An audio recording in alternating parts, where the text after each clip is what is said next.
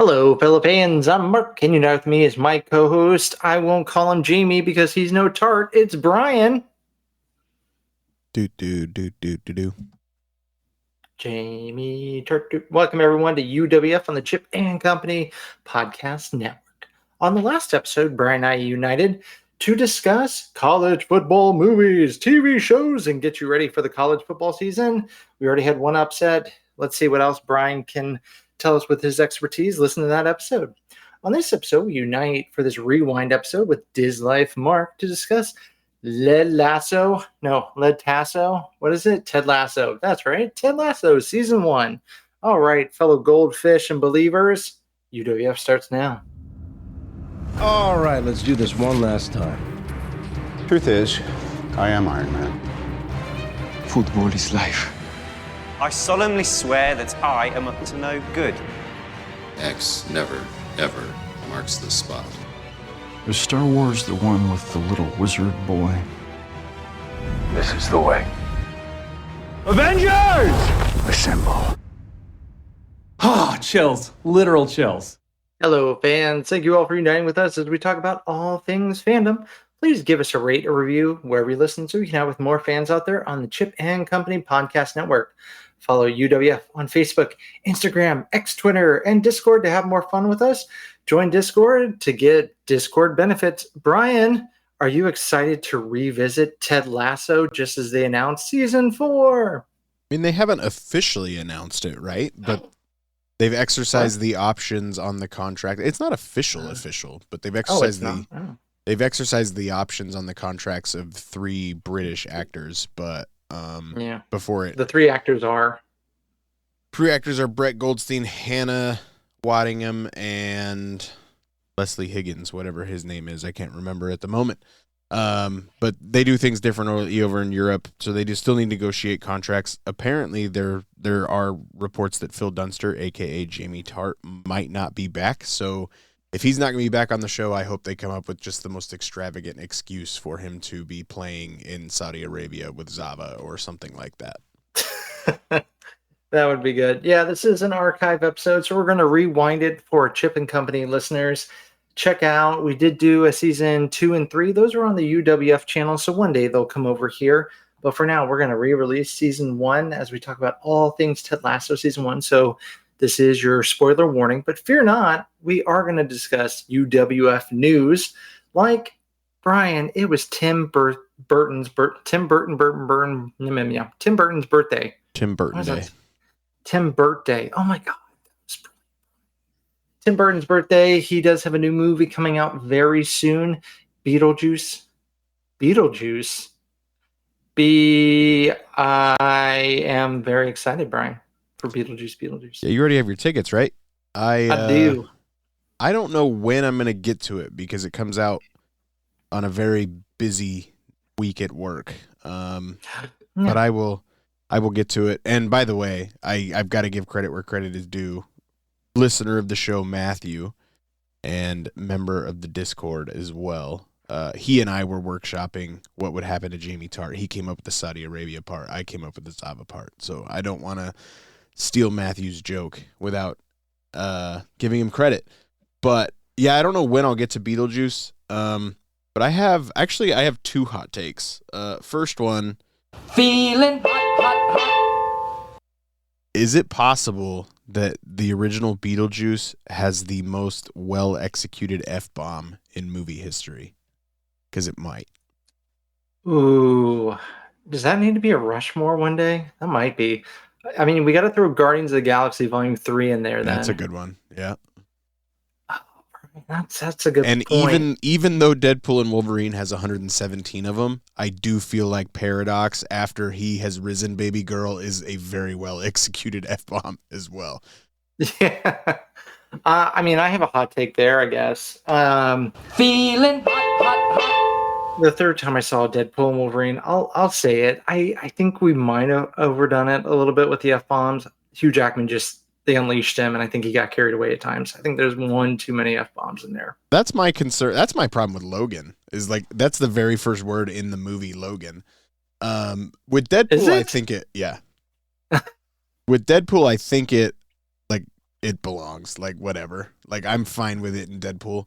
And I stand by my everybody talks about how R-rated Deadpool and Wolverine was, but coming off of 8 consecutive episodes of The Boys season 4, nothing ever really approaches it, so I didn't really notice it.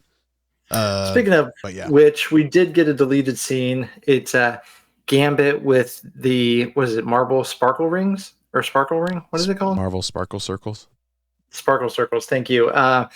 Speaking of Discord, Matthew, he truly believes this has got to mean a Gambit movie. I don't think so. I think it was just a really fun deleted scene. I think he could appear in Secret Wars, but I don't think it's a movie. Yeah, I sure hope not. I mean, it's just dragging out poor Channing Tatum for another decade, right? Well, I mean, they're keeping Hugh Jackman until he's 90. So, you're 90. So we did bring up Tim Burton. We did talk about Beetlejuice. Bryan, do you have 4 favorites for your Rushmore of Tim Burton movies? These are your favorites. Which ones are you going to go for? Batman 89. Okay. Beetlejuice 1. Yeah. I'm not a huge Tim Burton guy. That is a hard name to say, apparently. Edward Scissorhands. Edward Scissorhands will go with 3, and yeah. I can go Wednesday, right? It's a TV show, but I think it counts. Yeah, he directed some of it, yeah. I like Wednesday a lot. I'm going to go Edward Scissorhands, Batman Returns. Hate that movie. Big Fish, and Pee-wee's Big Adventure. Okay, I'll take it. I'm sorry, did you say you hate Batman Returns? Yeah, we've had this conversation. I know. Are you like all the parents who, when it came out in 92, said, ew, all that black stuff, it shouldn't be a Happy Meal? Did I know Tim Burton directed Mars Attacks? You did. Okay. Because you like Mars Attacks. I do. Which is why I don't think I knew this. I do like Mars Attacks. I don't know if it beats any of the other 4, though. Like, I don't think I like Mars Attacks more than I do Edward Scissorhands, right? So I think I'll just leave it. Check out our last episode. We did get off on a very long rant about sci-fi movies. So Mars Attack did appear in that. So did Men in Black and other fun ones. And I got made fun of about the War of the Worlds thing, not realizing it was an alien film. I finally realized what I did, and I confused it with World War Z. That's what happened.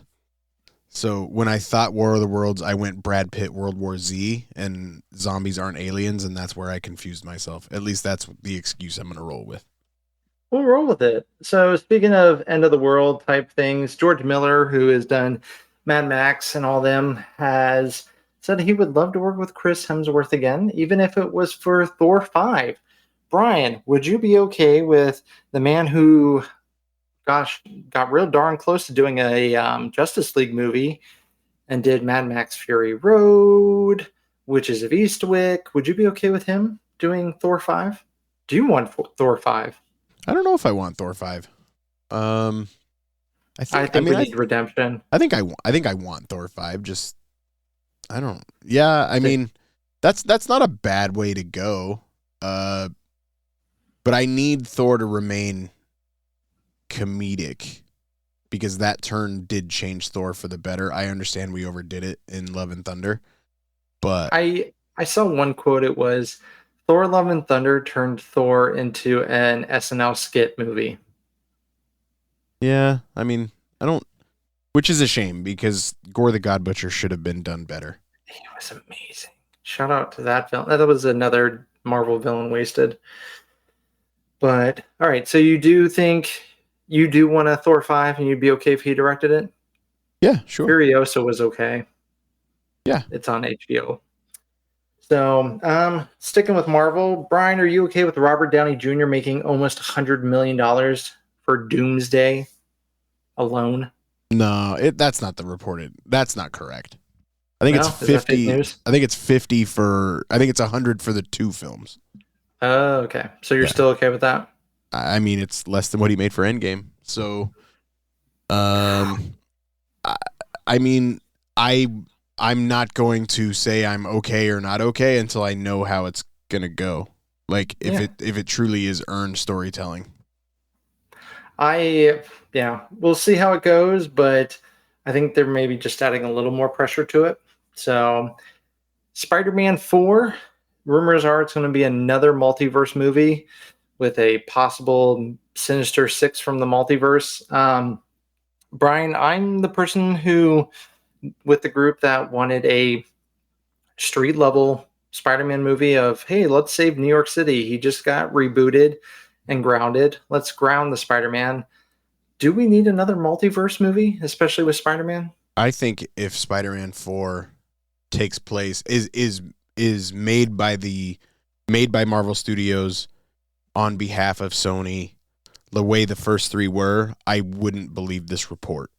But I would not put it past Sony to just do it on their own.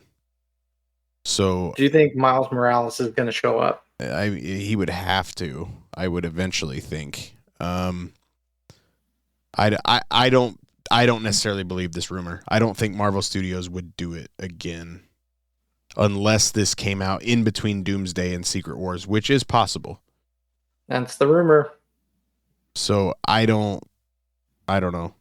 Kraven the Hunter was supposed to be the Spider-Man 3 villain until Sony pulled the plug and then No Way Home happened.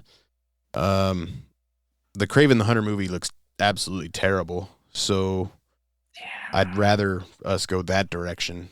But I mean, I'm not going to say no to Andrew Garfield, Tobey Maguire, and Tom Holland sharing the screen because they are magic together. But if you do it too much, then the magic might run out. Yep. Doctor Strange Multiverse of Madness. I do want to see them together again in Secret Wars, but I don't think I want a full other film. Yeah. I mean, seeing them reunited in No Way Home was great, just as much as seeing Oasis reunited, just announced for a UK and Ireland concert 2025. I am a huge Oasis fan. I am excited for this. I hope the brothers Gallagher can stay happy with each other so they can tour the US. Bryan, who is my Wonderwall and makes my life champagne supernova every time we do an episode, would you go to an Oasis concert? No, I'm not paying that money. I don't care that much about Oasis that it would be. Yeah, it's probably going to be a really expensive show, isn't it? Oh, yeah, for sure. Gotta be. Like, to be honest, my word association when somebody says Oasis, I just think about the manager from season 1 of Ted Lasso's testicles. And after that note, that concludes Mark and Bryan's world entertainment news, as well as a fun hot take. We do have a spoiler-filled season 1 recap with DisLife Marc coming up, but first, a word from our sponsors. Hey guys, DisLife Marc here, and I want to tell you all about the official travel partner here at Chip & Company. Let our good friend Sarah at Destination to Travel help you plan your next Disney vacation. Sarah specializes in planning dream vacations for your family. She's an authorized Disney vacation planner, and she can help with every step of your magical vacation. The best thing is that her services are 100% free. Want to travel beyond Disney? Sarah has you covered there too. Want to find out more? Fill out a trip request form over at the website at Chip & Co. or email her directly at sarahsolberg@d2travel.com. Start planning that dream vacation today. Email her at sarahsolberg@d2travel.com.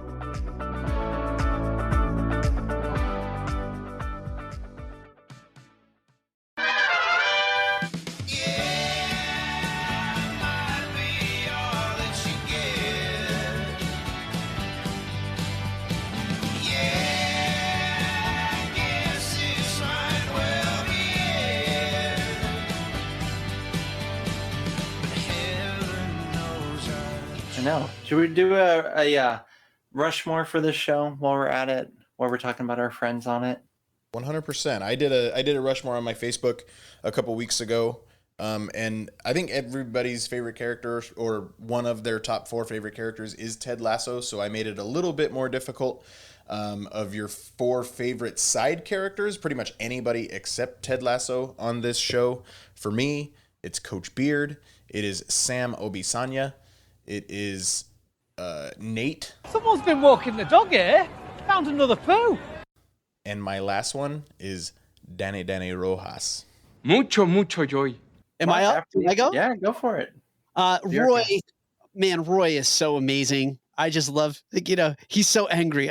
He plays a support. He thinks he's mad now. Wait till we win him over. He'll be furious. And he's so angry at everything.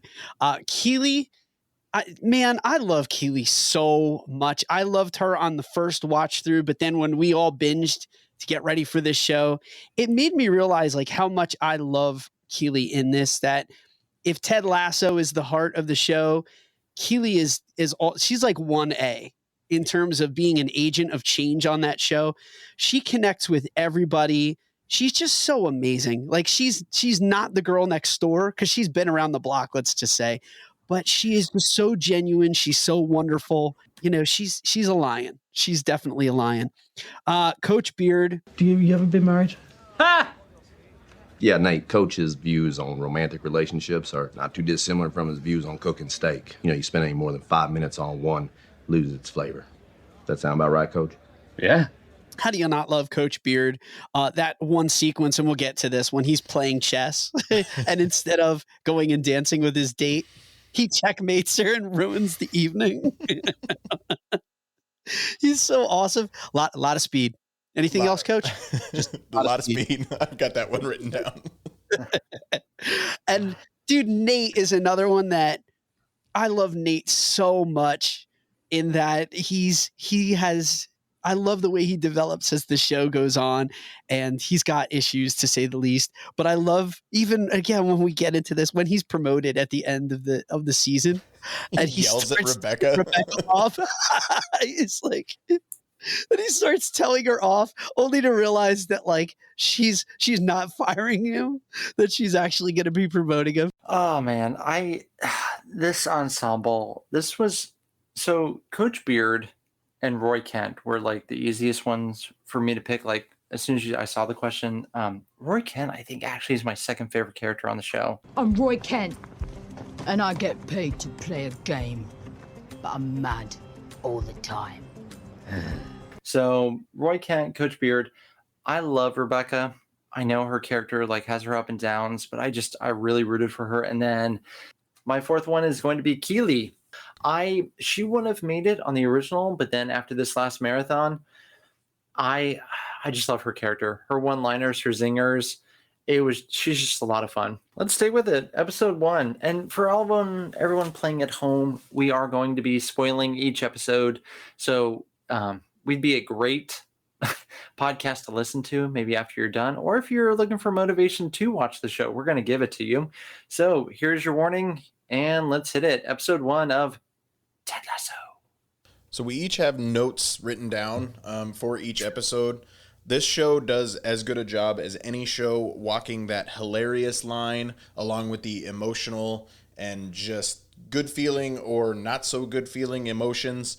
So I've gotten my notes written down as both hilarious and emotional moments. So how do we want to do this, guys? Do we want to go through what we've written down as some of the funniest moments and then go with our emotional? So let's start with you, Mark Valentine. Go ahead. So before we get into that, if you would indulge me for like 30 seconds, I just want to plug this. Please don't go based upon the trailer and let the trailer determine and dictate if you are not going to watch this. The way the trailer comes off is that it's almost going to be like a Will Ferrell-esque fish out of water, like goofball, like slapstick, very stupid show. And that could not be farther from the truth. While it is hilarious and super funny, I very seldom have I ever seen a show that can make me laugh and then tear up in the same episode and just like go, oh, I can't believe how much heart this show has. There's nothing like it right now on television. And I have to say, I thought it was originally just going to be some goofy fish out of water thing that you have an American football coach going to coach the greatest game. And it was so much more than that. So please don't allow the trailer to dissuade you from watching this show. And it was a funny concept when it was on NBC Sports YouTube channel, in 2013, I think, when they originally did this. He goes over to Coach Tottenham and Beard and him are in the same one. So that's a funny concept as well. But I'm with you. Like, you see the trailer for the show. How are they going to make a 10-episode series out of this? And now it's going to go on for a second and a third season. So absolutely, I completely agree. Yeah, I mean, there are, let's face it, there are some times that there are shows that are based upon sketch comedy and they just don't work out. Here is a chance, or here's an instance where it was actually the reverse. You had a really great sketch, and then it translated into, dare I say, probably one of the best things on television right now. And I think it came at a great time when people really needed to laugh and just connect. It came at the perfect time in the world. Like, this was a show that really it lifted people up when they needed to laugh more than ever. And I cannot wait for season 2. And I need more Ted in my life. I need more Ted Lasso. The pilot, dare I say, I think the pilot is my favorite episode of all. I love that episode. And I really, really love Make Rebecca Great Again. Those two, I think, are two of my favorite episodes in the entire 10 episode run. But just the way the pilot plays out. But I love the way that the first episode introduces you to the cast of characters, and they do so in a really wonderful way that it doesn't feel like, oh, and now we're meeting someone new. I love the way that it starts with Rebecca. Rebecca could easily on one day or another swap into my Rushmore. I love the way that she changes throughout the 10 episode run, seeing her going through what she's going through, like right away with her husband. But the way that the pilot shakes out, it just really sets the tone for, I think, one of the best shows on TV. And guys, I'm going to say this, and this may or may not be a hot take with you. This is the best ensemble cast that we've had since The Office. Completely agree. I can't. Parks and Rec is pretty good, but I can't disagree because each character does their part, no matter how brief their time is. You remember that part in that episode. Like, I can't disagree. And I mean, the Emmy nominations show that, just how talented they are. And they set the groundwork from an emotional standpoint pretty early too, where you start to learn why Ted's doing what he's doing, giving his wife space. She won't she won't even on the phone tell him she loves him. And he has to tell her, like, you don't have to say it back. Like, it's setting the groundwork on this really, really well. And right from the beginning is, I love when they include Scott Van Pelt in this. Like, you get the entire Sports Center clip around that, and just Scott Van Pelt comes across so genuine that it's not like that helps ground it in the sports world. For a lot of us, that's not how Ted Lasso found his way into our hearts, certainly not into our living rooms. For me, it'll always be Ted celebrating a moment of joy with his team in a way that you really have to see to understand, and then even when you see it, I don't necessarily know that understanding is what we're doing. Right on, Ted. Do your thing, man, and good luck with the most beautiful game. Do us proud. Go America. I don't think the premise of the show is that crazy. You think about, he shows up for practice and he goes out on the pitch, and Nate comes running across telling him to get off the pitch. And like, I love that part so much, where they meet Nate and he's like, get off the grass. But I don't think the premise is that insane, because Ted shows up and the team is having a regular practice like they always would. And you bring in Ted as a motivational guy. I mean, I know you need some knowledge of the game to be able to coach it and stuff like that, but I don't think the premise is really that outrageous. Can we just talk about, before we get to the hiring of Ted Lasso, can we very briefly mention the exit of the old gaffer? When he's looking for reasons as to why, and she's she's like, you're misogynistic. He's like, I know, it's a big word. Go ask your daughters. Or maybe it's because you insist on wearing those tiny shorts that force me to see one of your testicles. And there's the other one, Liam and Noel, though perhaps not an Oasis. I cry laughing at that line. We apologize for everyone at home if this episode is going to be full of us cutting our audio in and out to laugh, but it's going to happen a lot.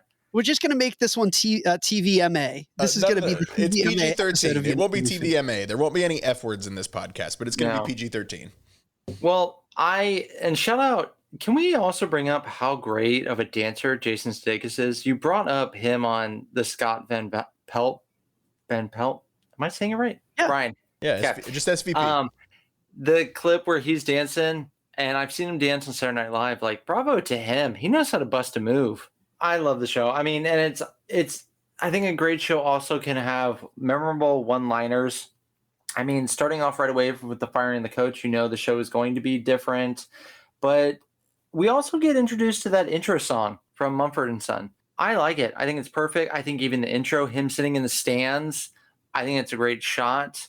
I'm always a fan whenever a show has a good intro and not just a quick little title card. When you talk about the one-liners, when he meets Rebecca for the very first time, after Nate like kind of introduces him, Nate just walks into the office and then runs away. But Ted goes, she goes, "Oh no, my name's Rebecca. Miss Welton is my father." And he goes, "If that's a joke, I love it. If it's not, I cannot wait to unpack that with you."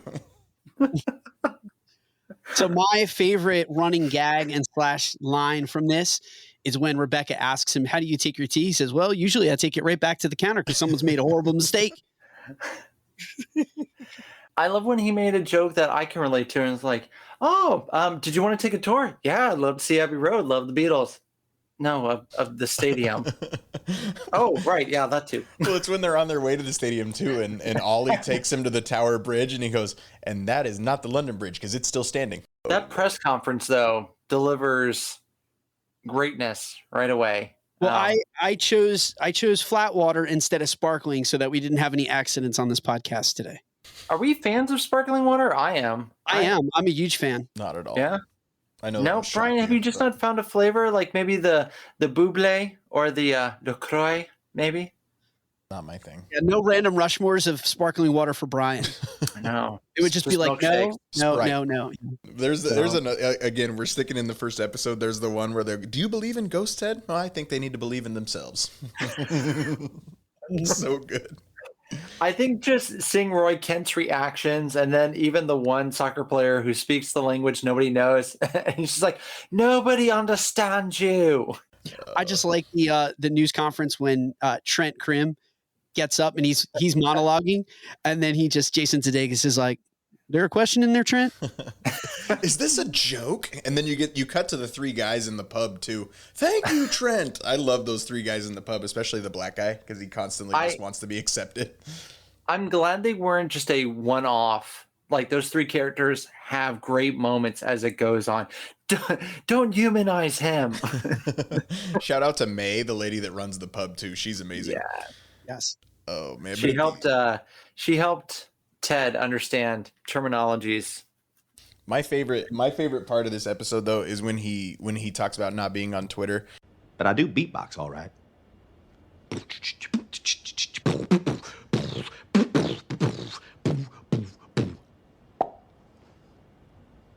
I never know how to react when a grown man beatboxes in front of me. I hope you never run into Biz Markie. And then the song at the end of the episode is Biz Markie. It's so good. Yeah, I think this pilot does exactly what it's supposed to do, which is it introduces all the characters. It sets up a really lovely premise of what the show is going to be. Right out of the gate, you get a sense of what the humor is going to be like. And I love this pilot. Again, it's very rare when the first episode of a show can be that much of a keeper. I mean, it also, in a fun way, for those who are not so experienced with soccer. So, if you tried to end a game in a tie in America, I think that's the first sign of the apocalypse. But the first episode ends, he can't go to sleep. The second episode picks up right after the next morning. In the second episode, it's entitled Biscuits. And he starts to have breakfast in the morning, and he pours out the cereal, and it's just one giant piece of toasted mini wheats or whatever, or toasted wheat. And he goes downstairs, and Beard's like, "You want to go get some breakfast?" "No, I'm stuffed. I just had one piece of cereal." But they go. This is when we kind of get their first official day. Ted's as positive as can be. He goes into Rebecca's office. She is resisting him because we learned in the first episode her whole plan is to run the only thing her ex-husband ever loved into the ground. But Mark, you talked about it earlier, when this is when you kind of get Coach Beard, and he's been diving into the entire Premier League and just soccer in general. But this is when they go, "Crystal Palace, coach, what do we need to know?" They got a lot of speed on the outside. A lot of speed. And this episode, I mean, also gave us some very big life questions from Ted as well. A lion or a panda? So, Brian and Mark, if you could be either or, a lion or a panda, which one are you going to be? I'm Team Rebecca on this one. Lion, all the way. What would you rather be, a lion or a panda? I don't have time for this. Okay. Ted? Gotta go panda. Are you mad? Pandas are fat and lazy and have piss-stained fur. Lions are powerful and majestic and rule the jungle. Try telling that to an elephant. Ooh, can I be an elephant? Lion or panda? Panda. Lion! What's black and white and red all over? I don't know what. A panda that gets anywhere near a lion. The answer is lion. I'm team panda, honestly, unless I'm like Keely and I have to like actually wear the makeup for the costume. Yeah. Because that poor girl with the panda makeup with the rings around her eyes. Yeah. Oh, I think I'm team panda. I always enjoy when people send me the videos of the little baby pandas, the cubs in the zoo that are just falling all over. I'm team panda. And then we also got the big question from Ted of first and best concert. Go.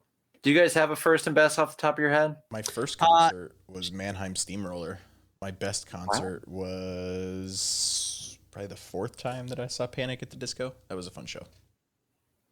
Chicago with a Peter Cetera sound-alike was my first concert. My best concert was probably Dave Matthews Band at the Old Vet in Philadelphia. Ooh. I've seen Dave Matthews Band 9 times. Like first 9 times. My first concert actually was Dave Matthews. So, yay there. Probably the best concert I ever went to.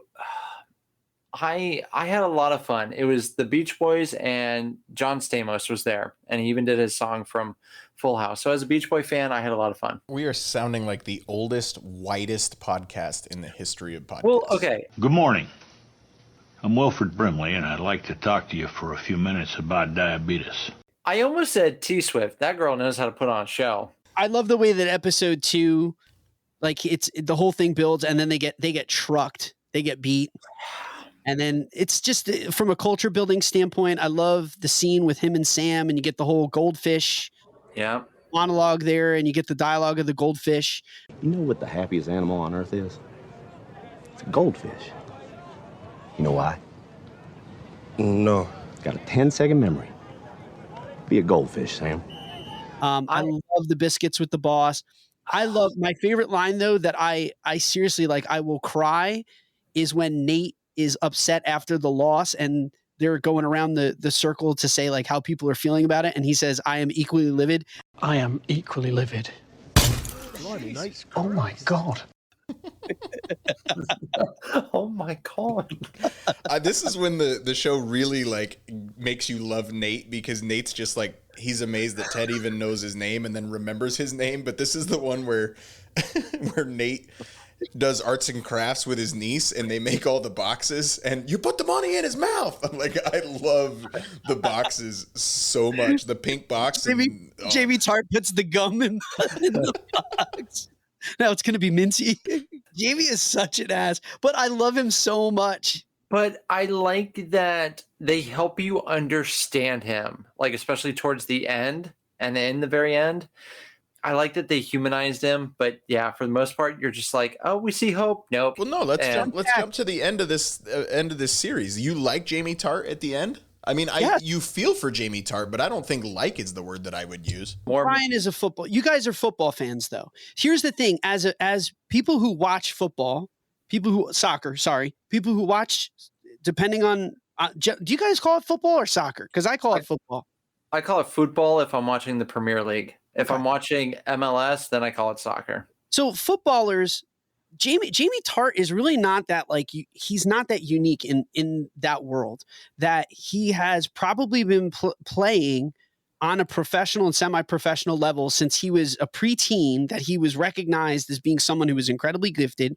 He's been signed to Manchester City, which is a top flight club. He's on loan. So here is a guy that he's pretty much in line with the prima donnas of the sport. So he's not a bad dude. He's just, it's like when they ask him the question of or when they say, would you be a lion or a panda? And he says, hey, Jamie, what would you rather be? A lion or a panda? Coach, I'm me. Mm-hmm. Why would I want to be anything else? I'm not sure you realize how psychologically healthy that actually is. That's how these guys think. If you asked Ronaldo, would you rather be this or that? Ronaldo would be like, why would I want to be anything else except Ronaldo? This is who I am. That Jamie's in the show he's the example of what a lot of these footballers are like. Right. He's not a bad dude. He's just, they are all ego. We get the biscuits with the boss. The episode ends with the reveal that Ted is the one making these biscuits at the same time that Rebecca is blackmailing him in photos with Keeley. But this is the episode where we get probably the greatest gift that came out of this show, where Ted's going, yes. All right. I mean, heck, Higgins and I are having lunch today. Oh, yes. We're having salads in my office. All right. Catch you later, boss. Higgins, see you at lunch, huh? See you later. Oh. Yes. Yes. He's intolerable. When he busts through the door, that was an impact. But we move on. Oh, and this is also the one where they're getting the suggestions in Nate's suggestion box, and they find out that the water pressure is really bad in the shower, and they go in and turn it on. Boy, that is bad. Somebody ought to check this thing's prostate.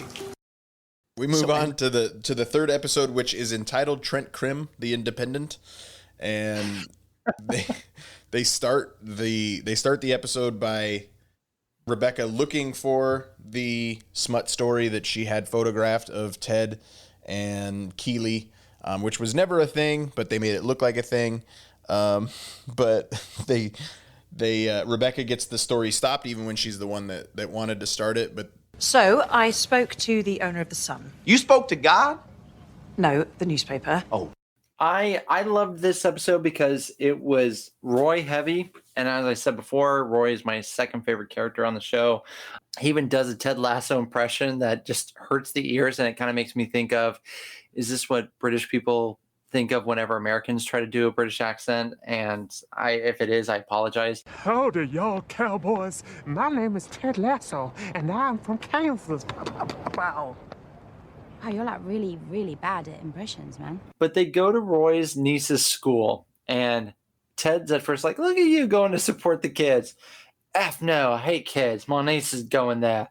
And they visit the school, and it is just brilliant. Even Ted's getting into the school games with Roy, and Roy's like looking at him and just eye rolling. And then Ted gets a bloody nose. One of the headers just gets him. So, but then he's signing the kid's soccer ball at the end, and he drips the blood on it, and he goes, "All right, don't use it to clone me."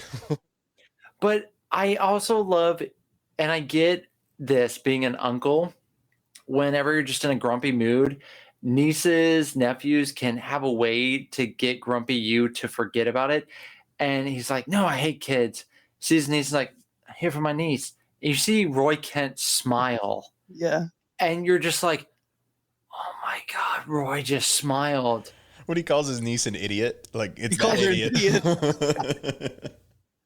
I love, there's two lines from Roy Kent that I love when he's like standing up giving the speech, the awkward speech to the kids, and he doesn't know what to say. And then he says, let's go out on the pitch and have a proper F about. And then they all just stare at him. That, and when he's going off on Ted saying how much like he hates this and he hates that, and he's just waiting for him to like, basically get fired. But one of the things that he hates about him are his stupid gifts. Enough. I've had it with your mind games and your stupid gifts. I mean, what even is A Wrinkle in Time? It's a lovely novel. It's the story of a young girl's struggle with the burden of leadership as she journeys through space. Yeah, that's it. Am I supposed to be the little girl? I like you to be. But I love at the end, he's reading it, and then it connects, and he's like, "F," and storms off, and he's like, "All right, sweetie," gives her a kiss goodbye. He still has to give her the kiss goodnight. The relationship he has with his niece is so funny, but there's so many good ones. This is when the show really like takes off for me, but this is the one when they start, and Nate makes up the play, and Jamie's used as a decoy, and they give the whole thing, and I want the ball, please, and then Want me to run decoy? Yeah, that's right. It's a joke. Unfortunately for you, though, no one thinks it's funny. That true?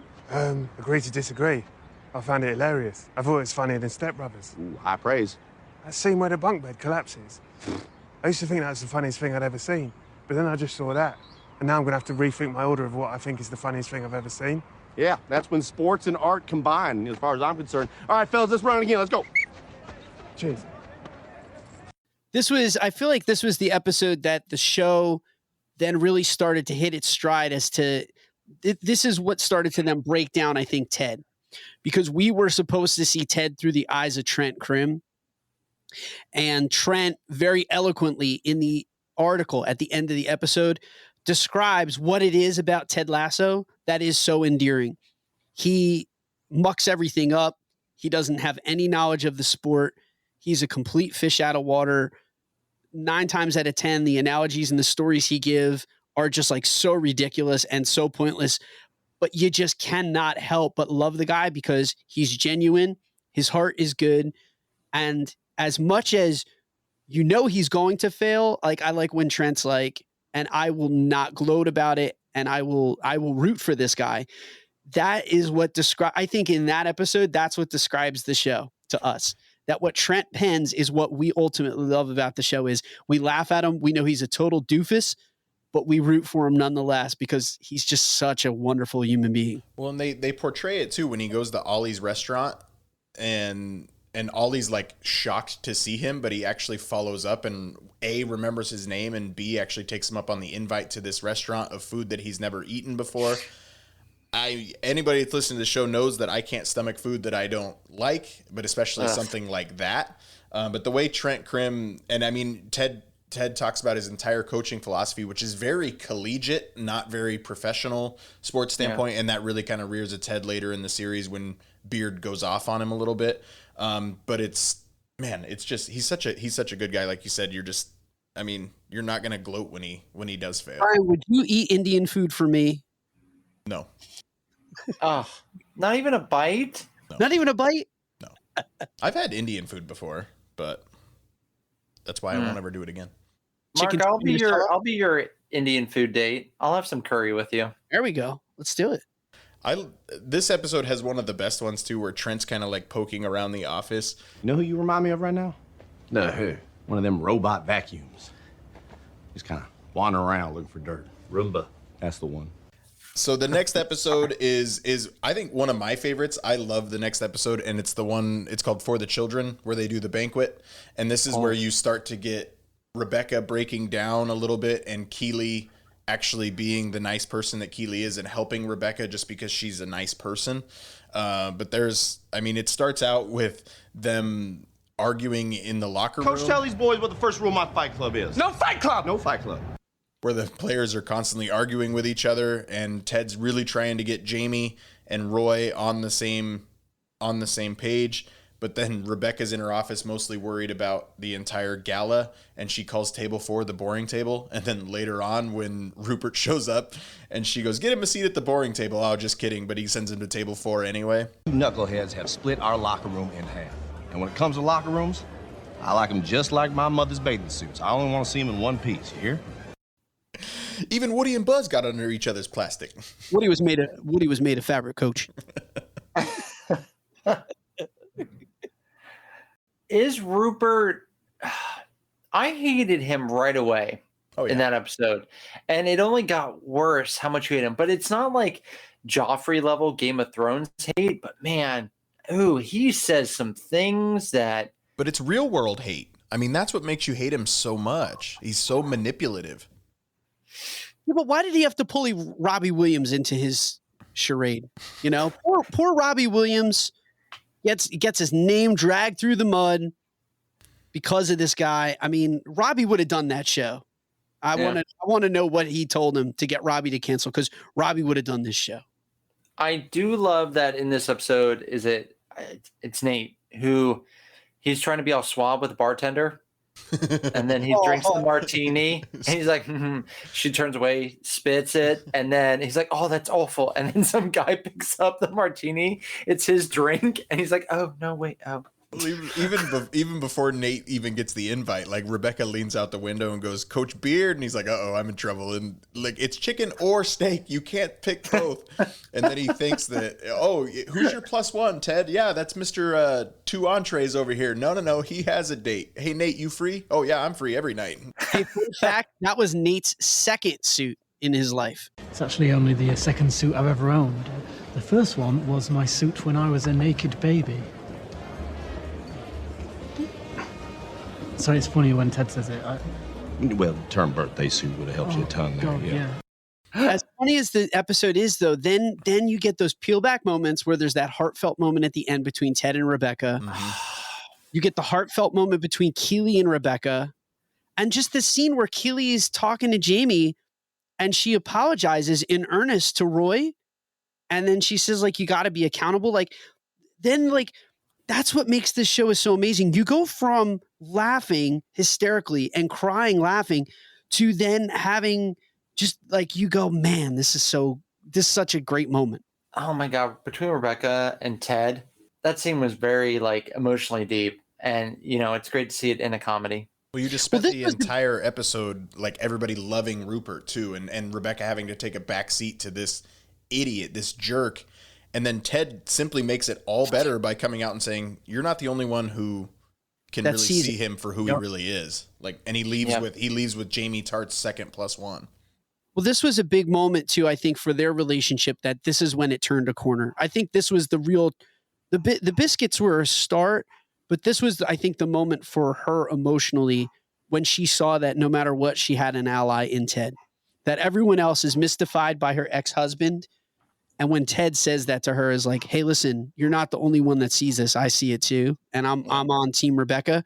I think that went a long way, because you saw that play out again in Tan Lines, where then he felt comfortable enough to divulge his marital problems to her, even though she wasn't quite ready to hear it, because she's like, is this because I told you about my stuff? And yes, ma'am. It is. But when you talk about Tan Lines, yeah, so like, I love... This is where the show really grabbed me. This is when Michelle Lasso and his son come to visit, and he's given her the 4,438 miles of space that he requires, and they know that because Nate's dad was a cartographer. But he gives the entire speech at halftime about how changing and needing to let her go, and her being Lady Football, and Beard just telling him good save, but when he has to tell his wife that he'll be okay, but he's never quit on anything in his life, and you're not quitting, Ted, you're simply letting me go. And oh man, like it's so sad. You feel so bad for him because he still genuinely loves her and she just doesn't love him anymore. Yeah. I mean, this was a real heartfelt episode. When they ended that relationship, it really does tear your heart out, because you can feel that from him. I mean, we've only had 4 episodes prior to really get to know Ted Lasso, but you believe him when he says, I don't quit. I mean, just the premise of an American football coach taking over a soccer club at a top flight soccer club, nonetheless. Are we nuts for doing this? Yeah, this is nuts. Hey, but taking on a challenge is a lot like riding a horse, isn't it? If you're comfortable while you're doing it, probably doing it wrong. Like that shows you, like, this guy is not afraid of a challenge, and you feel like that's the same attitude he takes with his marriage, which is, listen, I know there's going to be a lot of work. I know there's a lot, but I want to put in as much as I can because I love you. And it's just not reciprocated, and it just punches you right in the gut. This is when they hammer home the idea too of why he's doing what he's doing, of divorce makes you do crazy things. Hey, I'm coaching Premier League football for one. Like, he literally took the job so he could try and save his marriage and give his wife the space that she asked for. And it just doesn't work. When she's staring out the window crying and he kind of comes upon that, oh man, it just rips your heart out. Yeah. My favorite line, though, from this episode is when his son's like, Daddy? Yeah? What's a wanker? Well, kiddo, that's a man that likes to be alone with his thoughts. So funny. My favorite one in this one is, I can't remember even who Ted says it to, but he goes, you're like my grandma channel hopping, pushing all the wrong buttons. This episode ends right after Ted gets his first win, though, and Beard walks him into... who was president back then? Ronald Reagan, the actor? Like, and he does the Doc Brown impression. I think that's so funny. I think Beard's hilarious. He's just so dang funny. Football is life, and so are sponsors. Is Disney World home to you? Realtor Victor Naraki can help make it a reality. Realtor Victor Naraki specializes in making your Disney home dreams come true. Second homes, investment homes, retirement, relocation. With Victor's input, he will show you the home opportunities that you don't get to see as a tourist. Imagine being at the park in minutes, walking around the World Showcase for daily exercise, watching the fireworks in your own backyard, or having Disney Springs as your local mall. Have you ever heard of Windermere, Winter Garden, Horizon West, Dr. Phillips, Claremont, Lake Nona, or Disney's own Celebration and Golden Oak? Victor will introduce you to these communities, which are just minutes to the magic. Stop imagining a Disney life and start living your dream today. Call Victor at 407-340-9375. And don't forget to mention that you heard all about Victor here on the Chip and Company Podcast Network. Head over to celebratingflorida.com and start living your magical life today. And now back to your regularly scheduled program. But it leads into what is my favorite episode, which is episode 6 called Two Aces. It is the introduction of Danny Rojas. Danny Rojas! Danny Rojas! I love Danny Rojas so much. He's such a funny character. Football is life. Football is life! This is the one achieves the most emotionally for me, where they build this entire backstory, really good storytelling of the ghosts around the pitch because of the way they trick people to join the war effort in World War I. But this is where you get a glimpse into why Jamie is the way that Jamie is. Roy was scouted as a young kid. He went to Sunderland when he was 9 years old, and that's how the soccer world works. Like, Roy Kent was Jamie Tart 15 years before this. I also forgot in the previous episode when Ted wants to bench Jamie, he runs in the stands, and even the announcers are like, "That's some good cardio. Look at him." And he gets up there and just asks, like, "Hey, Rebecca, I want to do something." And she just is like, she doesn't even flinch. She's already used to Ted by now, and she's like, "Hello, Ted." And he's like, "Are you okay if I bench him?" I love the sequence when they're talking about the ghosts in the physio room, and because Rojas gets injured. And then Roy is like, "I don't believe in all that stuff." And then they're like, "Oh, well, why don't you go in there?" And he's like, "No, I won't." He won't do it. I love Roy. Again, new to an American fan who doesn't watch a lot of soccer, the entire concept, and Mark, you talked about it earlier, the entire concept of Jamie being a Manchester City player that's on loan, and Ted doesn't quite understand that either. Your decision to bench Jamie Tart was very brave. Thank you. I mean, a master stroke. I don't think we're allowed to talk like that at work anymore. There's just one complication now. Manchester City have called, and they've inquired about terminating Jamie's loan. They're going to take his house? No, Ted. Jamie's contract is owned by Manchester City, and they in turn loaned him to Richmond for the season. Oh, okay. I get it. That's my favorite line of the show. They're going to take his house? I think it's so funny. And the concept is so foreign to anybody who doesn't understand it, and it's just normal soccer life over there. I like the line where, again, they're talking about the ghosts, and I can't remember the line right before it, but he's talking about like something like a golden retriever, a beautiful golden retriever, and then Sam from Africa is like, he's like, "Ted, is it true that in America they have so many beautiful dogs that are in pounds and some get killed for no reason?" And then Lasso's like, "Yes, that's true, Sam, but that's why there's a lot of female singer-songwriters that are trying to change that." But they go into the training room, and the entire premise is they have to basically sacrifice something that means something to them. So you get Blanky from Roy Kent and how much that blanket meant to him, and his grandfather gave it to him. And then you get Sam talking about how he would never take the photo down until he makes the Nigerian World Cup team, all those ones. And then Nate, he just doesn't, like, he goes, "A girl said I once looked like Clive Owen in these sunglasses, and I don't think I can do it." And he throws the sunglasses in. I love it how they're contemplating starting the fire indoors until Rebecca reminds them that they got to take it. Well, Beard's like, "Maybe we should do this outside." Yeah, that's a good point. But then you get Jamie, like Jamie turns a corner. You get this speech from Jamie, this really good speech about how he does it to make her proud. She doesn't care if he's good. And then his dad, and how much of a jerk his dad is. And that's foreshadowing to what we get in the last episode of the season. Yeah. But you get Jamie, he makes that turn, and he's the one that starts the "Richmond till we die" chant. And then at the end of the episode, football is life. But I mean, Jamie's been sent back because Rebecca can't help herself. She's on this vendetta mission. Do you think, I just want to ask you your opinion of this. I mean, they sort of revisit some of this in the final episode of the season. Do you think Jamie wanted to get traded at that point? Do you think he wanted to get return back to City? I think he had a father figure in Ted that he was secretly enjoying. I agree. I think, because of that episode, I don't think he wanted to go. I think that a part of his heart is still with Richmond.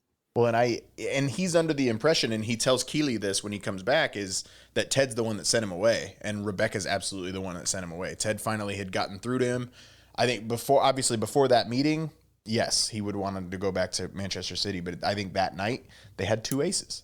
So it leads into the 7th episode, which again, Mark, you said is one of your absolute favorites, where they go on the road to Liverpool. Liverpool has much to offer, including clubs and pubs, to the Asian pastime of karaoke.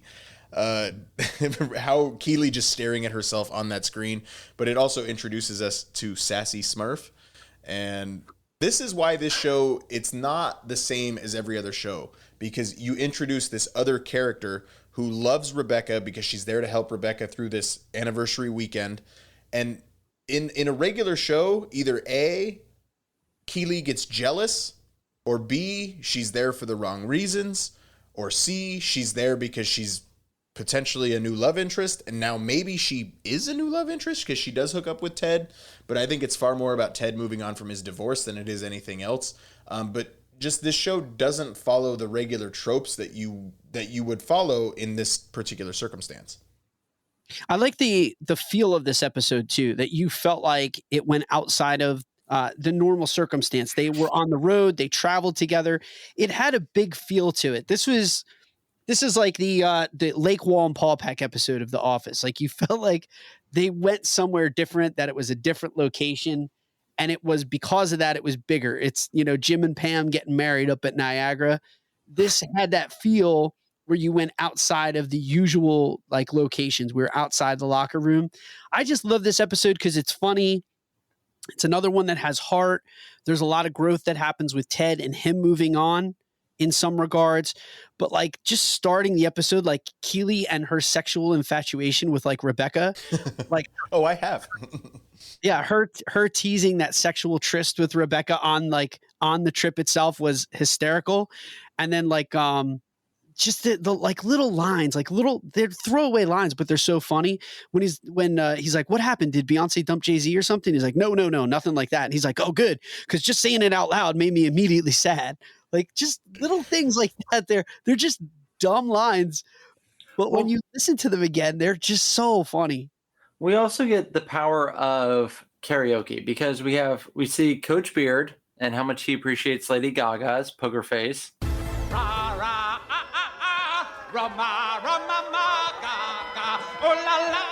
Watch all that romance. And then we find out that not only can Rebecca sing, but she nails Let It Go. But also, did you notice Mr. Roy Kent? He starts to mouth Let It Go. That uncle is starting to come out on him, and he forgets he's Roy Kent, and he just wants to let it go. And unfortunately for Rebecca, like, while her vocals are top notch, holy crap, we are just focused on the fact that, like, juxtaposed with that great singing is Ted's panic attack, that he's like starting to lose it. And you think either he's having a heart attack or a panic attack, because the focus then like falls off of the vocals, and like her moment to him just having a complete and total breakdown. Like he can't deal with the divorce becoming real. That, like, don't forget, there's a huge portion of this episode that's he has the paperwork that he has to finally sign and terminate the divorce. And it's not an easy decision for him. Like, that's crazy. She's constantly badgering him to get it done. And then the lawyer reaches out, says, oh, just sign it. Like, and he's still trying to come with grips. She wasn't sure about the divorce at first. And then all of a sudden it was like, as soon as they decided yes, it was, she was sure. She was sure. She was absolutely sure she wanted the divorce. She just didn't know how to get it out of him because she thinks he's too nice. She was sure. The second she got the out, she took it and ran. And that, I mean, I felt like this episode was just filled with so much good stuff. This is why this is probably my favorite episode of the season, that you have a lot of personal growth with Rebecca. You have a lot of personal growth with Keely, that you see how far Keely has come, that she didn't want to go back to Liverpool. But like, a good part of this is like, I don't want to go back here because that's who I was, and look at how far that I've come. And she even, talks about, if not this episode, the one before it, like falling for footballers. And like, they're fit and they're this and they're that. But, she kind of knows that she has to grow up. And her and Roy have a really big step forward in their relationship. Roy has a really big moment when, of course, dude, a hilarious moment when Nate drops the truth bomb in the letter, and he like basically says it's like you were great, now you're old, you're slow, you're not who you were. But like I love that when he's like, you're angry. He's like, dude, you used to be so angry that you'd kick the ball like you caught it effing your wife. Nate's entire moment of like, oh, Danny, you say football is life, right? Well, then your defense is death. Just Nate's entire liar moment of when he's just when Jim Carrey's in that conference room and he has to tell everybody the truth of what they feel. And Nate, I mean, but Ted's entire panic attack is foreshadowed when he snaps on Nate, and it's just so jarring. But it's even the best of us are going to have those kind of moments, and Ted owns it, and he apologizes to Nate right away. Nate gets put in that position, and he just doesn't, no, don't read it, say it to my face. And Roy just flips the table, and then they go out and win. It's so good. And hey, it worked because they beat Everton for the first time in 60 years. And it was Roy Kent's goal. It was 1-0. So it worked. But Roy kisses Keeley, and then Roy doesn't follow through, which leads us to the Diamond Dogs needing to come together in the next episode entitled The Diamond Dogs. It's just a group of people who care, Roy. Not unlike folks at a hip-hop concert whose hands are not in the air. Roy finds himself in life's most complicated shape. Ooh-wee. Sounds to me like someone's trapped inside life's most complicated shape. A love triangle. Second place, of course, is the I just walked in on my mother-in-law changing into her swimsuit dodecahedron. Oh, Ted and his one-liners, they're all so good. But this is the one I actually really like. I've said multiple times that these are my favorite episodes. We get Ted and his entire puns of the Milk Sisters. Oh, actually, Ted, Ooh. if you do want to be there for me, I have a meeting later with 2 minority owners of the club, the Milk Sisters. Most horrible human cocktail of being terribly dull, and yet they never shut up. Please join me. Done and doneer. How much of the club they own? 2.9%. I'm going to round that down to 2. Then I can call those gals the 2% milks. Oh, God, they're going to adore you. It's going to be fun. You want me to go skim the back room? Don't make me regret this, Ted. Oh, don't worry. I'm going to be an utter gentleman, okay? Hey, I wonder if they've ever seen the movie Bridget Jones's Dairy. Sorry, that's not my breast milk pun. Oh, my God, this was a horrible idea. Seriously, please go home. Oh, come on. This is going to be fun. Stop. Thank you for your invitation, but we're actually here to meet with the Milk Sisters. Oh, they won't be coming now. Oh, no. Did they expire? But Rupert buys out, technically Bex buys out the Milk Sisters. This is where you get Rupert and just how conniving and how much of a jerk that man is. It's not a matter of he has bad moments. He says some of the most horrible things to Rebecca. And yeah, she's not innocent. You know, she's trying to ruin his club that he loves very much, like his own child or whatever. But man, there were several times where I just really wanted to throw something at the screen at him. The moment that I loved more than anything else in the Diamond Dogs was the darts game between Ted and Rupert. And I love how Rupert, like a lot of people in Ted's life, have underestimated him. I love the thing where he, he goes into be curious, not judgmental. And then he kind of goes into, there's been so many people that were not curious about me, because if they were curious, like they would have asked me questions like, you play a lot of darts, Ted? And then he starts just like boom, hitting the exact spot that he needs. Like even before the round, he's like, hey, May, what do I need to win? And she says like, you need, I can't remember. It was like 2 triple 20s and a bullseye. And then as he's monologuing about like, you weren't curious about me. And like, I used to play every Sunday afternoon with my dad. And it's just like 20. And then as he finishes the monologue, just like bullseye.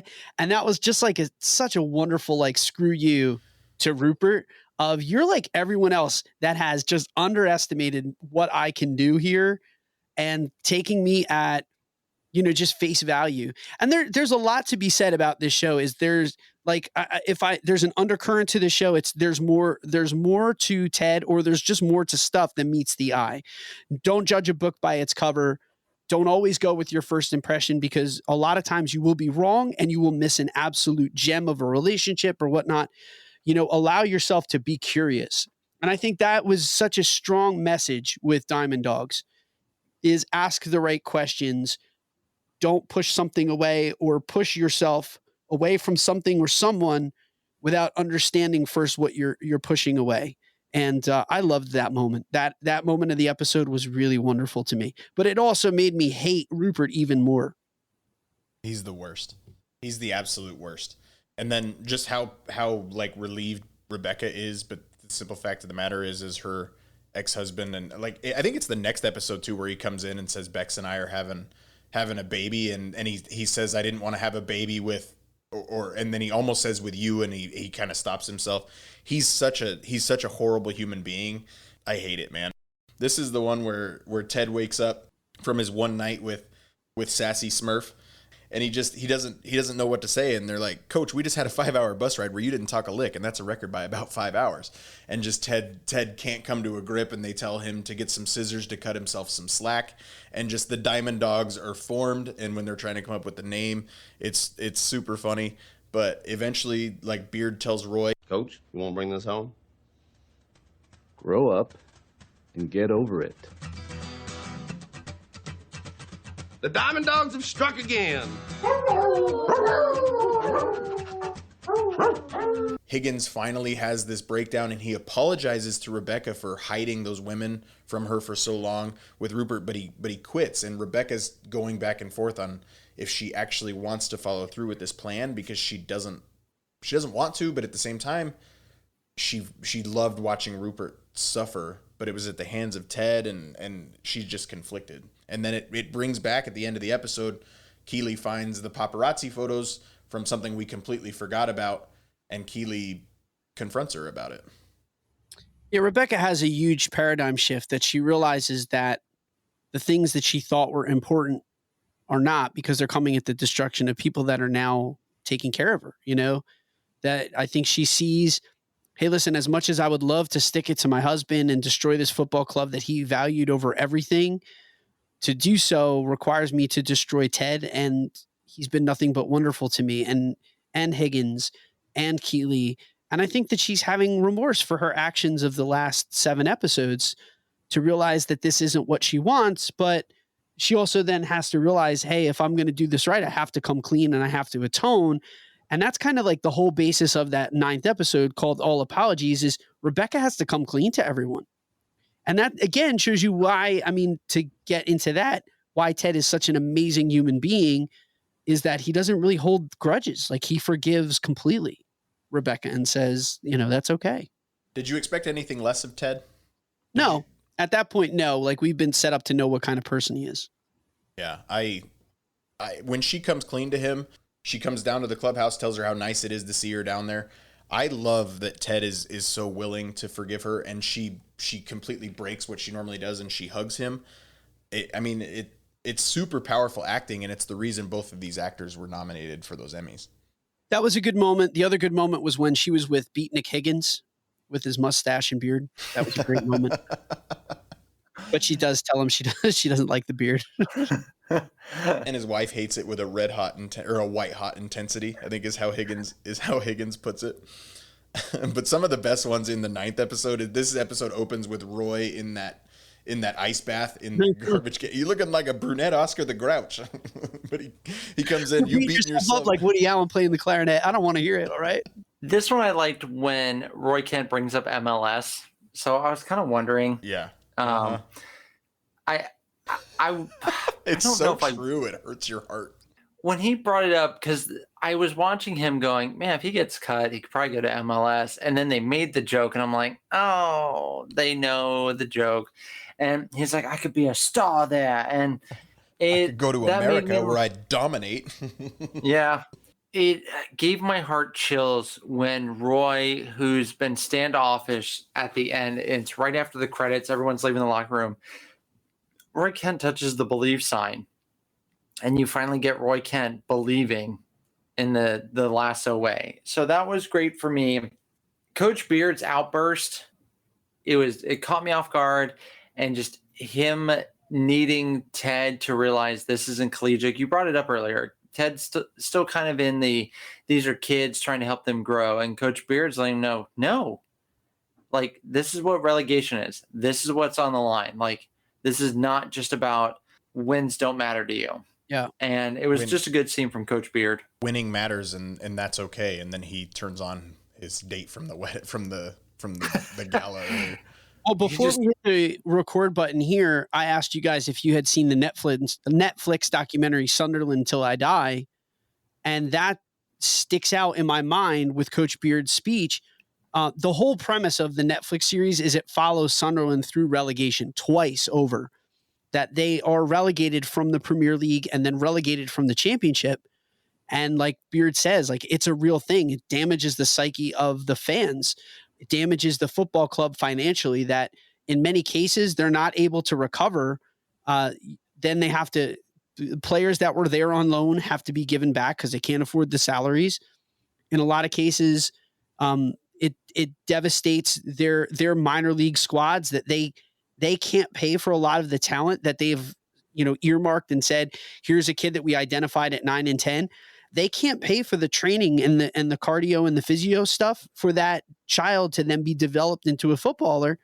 And it has real world ramifications. Like, there is an economic culture that surrounds these football clubs. And it's hard for us to kind of see that, because there are very few sports leagues in this country that are so deeply entrenched in the communities. There are a few. There's a few real sports cities that if the teams are suffering, the cities suffer.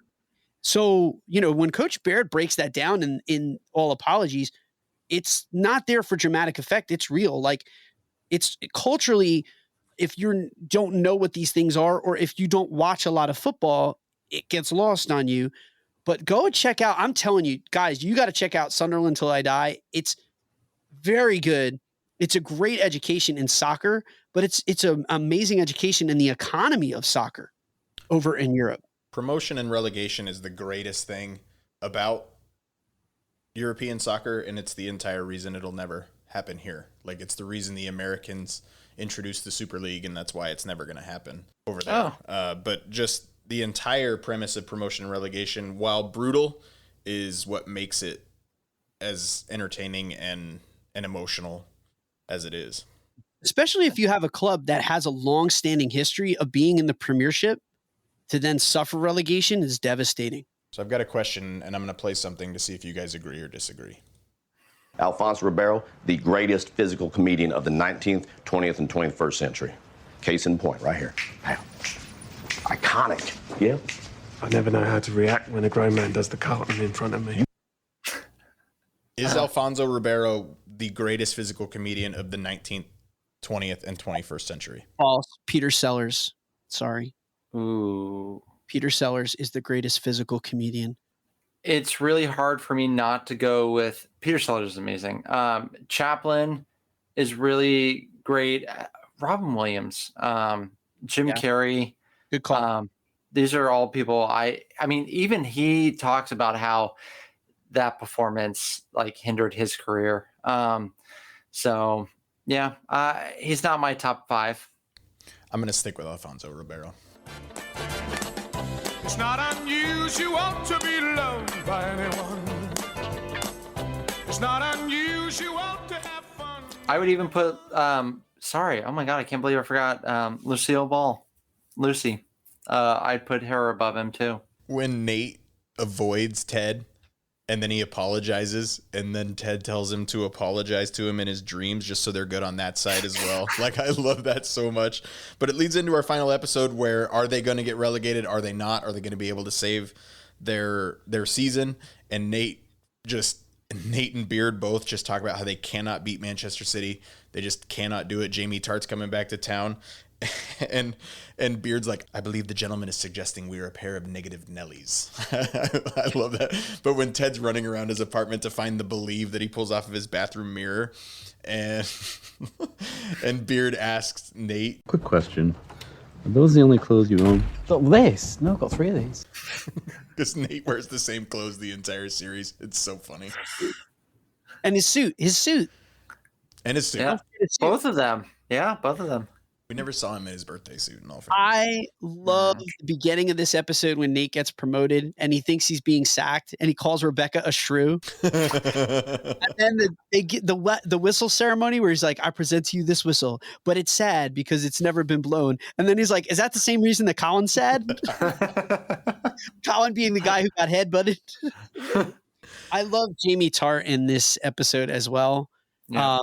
Can we call back to the season opener where the kid on the plane wants an Ussie? I love the Ussie. It's like, is it? We call it a selfie. He's like, but it's got us. It's got you and me. It's not a selfie. It's us. It's an Ussie. And then Jamie Tart throws his phone across the room. But Jamie's haircut when he's at Manchester City is just horrendous. It's awful. But we get Jamie Tart. Jamie Tart, Jamie Tart, As undeniably catchy as that tune is, I need you to cut the crap right now. But Jamie finally makes the extra pass at the end of the episode, and it results in AFC Richmond getting relegated. And Ted's proud of Jamie, and he's gonna go tell him. And then he finds out that his dad's in the room, and he's completing the story that we were introduced to in episode 6. Did you all think they were gonna win? No. I didn't think it, and then you saw the look after they thought they scored the goal, like right afterwards. I'm like, I got a real bad feeling. I didn't think they were going to let them off that easy. The show wasn't like that, so I didn't think they were going to win. Because then there's no reason for a second season other than for them to like make top of the table, which it's just not as plausible or as compelling as them suffering a setback and defeat and then having to overcome the challenge of relegation on top of everything that they always have to deal with on top of that. One of the best scenes from this one is Roy does get benched. Roy comes in off the bench in the second half. He chases down Jamie, saves what would have been the official nail in the coffin. And Roy gets that moment of coming off the field. We get the song, the fruity language, as Arlo White puts it. He's here, he's there, he's every bleeping where, Roy Kent. Like, it's so good. It's so emotional. He goes into the locker room. Keely comes, and his first instinct is to push her away, and she knows how to handle that personality, and it's exactly what Roy needs. And he puts his hand on her knee and puts his head on her shoulder, and she just knows to just sit there and let him work it out, because his entire career, even though she constantly makes fun of him, how he just plays a game for a living, his entire career just came to an end. Man, like, it's very powerful storytelling without saying any words. Bryan, can I ask you a question? Do you honestly believe that Roy Kent and Keely Jones are going to work out in the end? I hope they do. I mean, with the show being set in real life stuff, I don't know. I do. I think they end up together. I don't know if I want Ted and Rebecca to end up together, and it seems like it might be headed there. All positive reviews coming out of season 2 says it's kept its heart, and that wouldn't be something this show would do. I don't know. Rebecca's going to have to, in season 2, make a lot of financial commitments to keep that team together to try and get back to the Premiership, and as Ted puts it, to win the whole effing thing. But man, like, so I think there's going to be a lot of financial struggle for Rebecca in this upcoming season. I don't know if I want Ted and Rebecca getting romantically involved, even though I suppose it's possible. But I think Roy and Keely will stay together. I think it would take away from what makes the show special by doing easy storylines like Ted and Rebecca. We don't need Ross and Rachel here. Well, and they wanted you to think it. They wanted you to think it too in that Liverpool episode. I think it would make Rebecca great again, where Ted texts her after he signs his divorce papers, and then she's at the bar to hook up with the bartender. And I didn't read it like that. I read it as he texted a friend. But then you get the knock at the door. Like, I think that's how they wanted you to experience it, thinking Rebecca was on the other side of that door. I'm glad it wasn't. I don't know. But overall, I love this show so much. We can't forget about the letter to Jamie. Like, way to make that last pass. Like, yeah, you can see after just getting reamed out by his dad, we saw an actual real person feel something on that bus when he read that letter and held the little soldier figurine. Only a show that can have you end with the goldfish speech where he says, hey, let's be sad now. Let's be sad together. And then let's be a gosh darn goldfish. And then the very next scene and sequence is him spitting out the bubbly water again. Like, that's what speaks to the genius of the show, is the heart that the show has, the way that the show can connect with you emotionally. The writing is brilliant. And then in the very next scene, have you just laughing out loud. Well, that concludes this rewind episode of Ted Lasso Season 1. Thank you again, Mark from DisLife. Please listen and subscribe to that wonderful show. You may hear a lovely, familiar voice, Bryan, on there. Bryan, thank you again for another great episode. We thank you, fellow fans, for uniting with us. For those listeners who want to get in touch with the show, please do so. Bryan, tell them how. You can find us on Instagram at United We Fan Podcast, on Facebook at United We Fan the Podcast. Get in touch with us any way you can. You can also reach Mark at DisLife Podcast or myself on Instagram as well. Get a hold of us. We'll get you that link to the Discord. You can come in and talk all kinds of random Rushmores, including a hot take that I didn't get to on this episode that I'm going to throw to the Discord very soon. Ooh, I mean, do you want to do it now before we sign out? A little mid-credit hot take? Sure. Feeling for all those listeners who actually stuck around for the end of the episode. And it's more of like a discussion. Ooh. But I think Robert De Niro is the best actor with the most bad films. And I think the only other person in this conversation is Nicolas Cage. He knowingly went to B movies. Al Pacino could be thrown in there. There are some bad ones in there, like Simone. The Jack and Jill movie with Adam Sandler. Oh, yeah, Al Pacino is in that. He could be thrown into that. I think Bad Grandpa is terrible. And I think that's the other thing is De Niro is just crap movie after crap movie now. Like, there hasn't been a good one since, like, Meet the Parents is, like, his last good film. Yeah, well, I know the Martin Scorsese fans are going to be yelling at you right now for The Irishman and Flowers of the, what is it, Killer Moon? Killers of the Flower Moon. Yeah, I guess that's fair. Killers of the Flower Moon. He was good in that. He was good in that. And that's not a crap film. Like, that's not Bad Grandpa. Irishman's overrated. That I agree with. So, I mean, to say that his last good film was Meet the Parents probably is not accurate. I'll give you that. But, and I mean, I guess he was good in Joker too. Like, oh yeah. So maybe I'm just forgetting some of his good films, but I do think things like The War with Grandpa and The Comeback Trail and About Didn't My he do Father. a boxing movie with Sylvester Stallone? Yes, I think that was The Comeback Trail, wasn't it? Oh, God. No, that wasn't that. I don't know, but the amount of credits that Robert De Niro has, it's been rough. I don't have any argument against that. We may have to take that case to the bad movie jail episode at some point. Yeah, we might have to go to bad movie actors. Ooh, UWF Courthouse. We might have to do that. Thank you again, listeners. Wherever you check out your podcast, please give us a rate or review. Join our Discord. We'll get that link up there. That way you can join in on Discord privileges. Like Bryan said, join us for Rushmores, fun debates. You can also be a guest judge on episodes and a guest host. Till we unite again, fans, thank you. And as Ted always inspires us to do, believe. If I were to get fired from a job where I'm putting cleats in the trunk of my car, You got the boot for putting boots in the boot.